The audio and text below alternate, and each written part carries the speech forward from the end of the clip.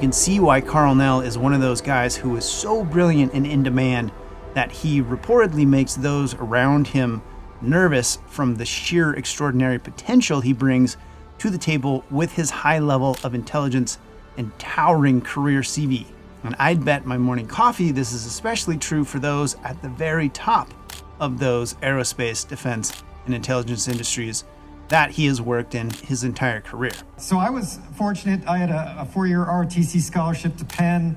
I graduated with a degree in electrical engineering. The Army sent me overseas to do signal corps engineering projects. So I did a lot of strategic comm projects in Europe. I ended up working in Army Space Command. I commanded a satellite ground station, war trace to the Joint Chiefs. I spent some time at Wright-Patterson Air Force Base. The Army ultimately sent me to get a master's in mechanical engineering, a master's in strategic studies, graduate work in computer science. I was on track to stay in, but I decided that I wanted to pursue more of a technical career. So I got out and ended up working at Bell Labs, which was a fantastic place. I left Bell Labs and ended up working in Lockheed Missiles and Space. I worked at Northrop Grumman. I've ran strategic technology programs in the defense industry, worked for a lot of the three-letter agencies, ultimately was a deputy chief of staff or deputy CTO for a $2 billion company. I was a vice president general manager of a Northern Virginia-based R&D firm. I stayed in the military, in the reserve. I commanded at every grade level through brigade. I was fortunate to stand up the Army's newest expeditionary MI brigade. I was the deputy chief of staff for a combatant command. Ultimately, this experience sort of combined to give me the opportunity to come in and advise Army Futures Command, the largest reorganization in the Army Reserve since really 1973, on how the Army could be more effective. And my last assignment was involved with the UAP task force, which maybe is the most apropos for this discussion. Now, as I've said before, if anyone is in the know about the NHI reality, it's someone exactly like, or actually would be, Colonel Karl Nell. And as he just stated, higher forms of NHI exist. So not dogs or dolphins here, higher than man's intelligence. Its interaction with humanity has been ongoing for a very long time, and unelected officials in the US government know this for a fact. And it's not just because he says so. Anybody paying attention realizes the government has already indicated that unidentified anomalous phenomena are real, they're not ours, and they're not our adversaries. The Pentagon has said that. Like, for people that are paying attention, like, that shoe already dropped. It blows my mind that mainstream media hasn't covered any of Colonel Karl Nell's statements, like, at all. And regardless of whatever side of the debate you're on here, don't you think that's just a little weird?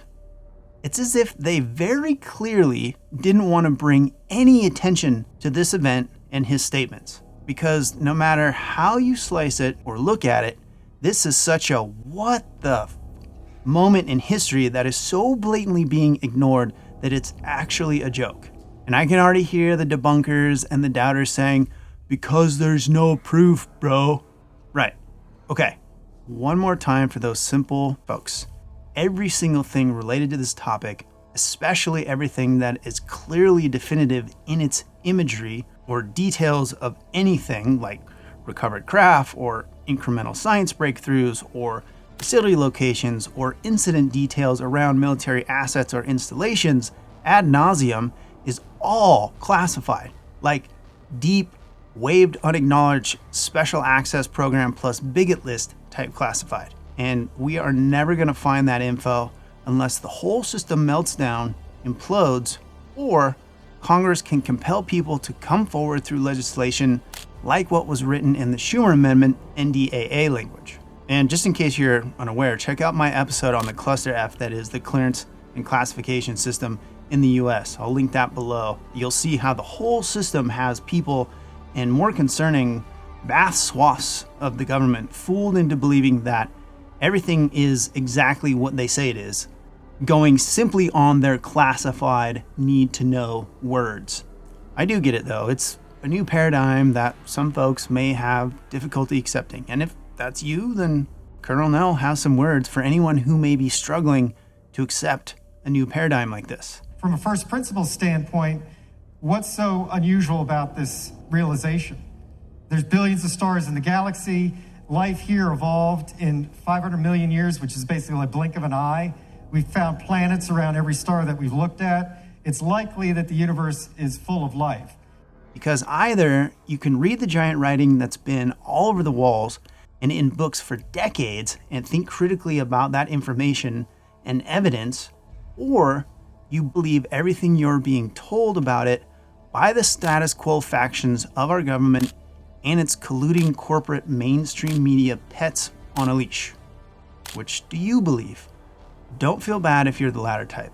Most people are simply too busy with life to do their homework and won't believe anything they hear about this subject until the president literally trots out on national TV holding hands with an alien or shows a high-resolution picture of one of the UFOs that's floating in a hangar at Lockheed, or the local nightly news flashes a verified high-resolution picture or video of an alien body.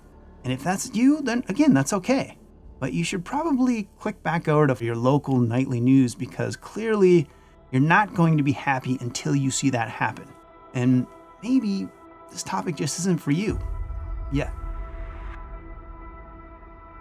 If you enjoyed this Beyond Strangeness Observable and you'd like to see the whole episode, that is linked here and in the description below. I'll see you again soon. Take care, my friend.